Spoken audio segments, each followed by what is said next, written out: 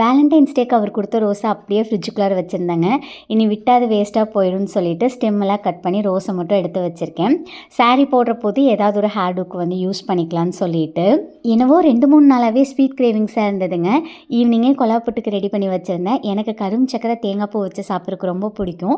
அவருக்கு வந்து கடலைக்கறி இல்லைனா இந்த மாதிரி பட்டாணியில் வந்து குருமா மாதிரி பண்ணி கொடுத்தேன்னா அவருக்கு ரொம்ப பிடிக்கும். ஸோ அதுக்கான ப்ரிப்பரேஷன் தான் பண்ணிகிட்டு இருந்தேன். அதுக்குள்ளார நம்மளுக்கு ஊர்லேருந்து அல்வாவுமே வந்திருந்தது. திருவிழா வந்து நடந்துச்சுங்க. என்னால் போக முடியல. கண்டிப்பாக கூட்டத்தில் நம்ம போனால் மாட்டிக்கோன்னு சொல்லிட்டு நான் போகல. இப்போ நான் குக்கிங்க்கு யூஸ் பண்ணுறேன் இந்த புட்டு மேக்கராக இருக்கட்டும், இல்லை இதுக்கு முன்னாடி காமிச்ச 3 லேயர் ஸ்டீமராக இருக்கட்டும்ங்க, இண்டஸ் வேலியிலேருந்து வாங்கினதுங்க.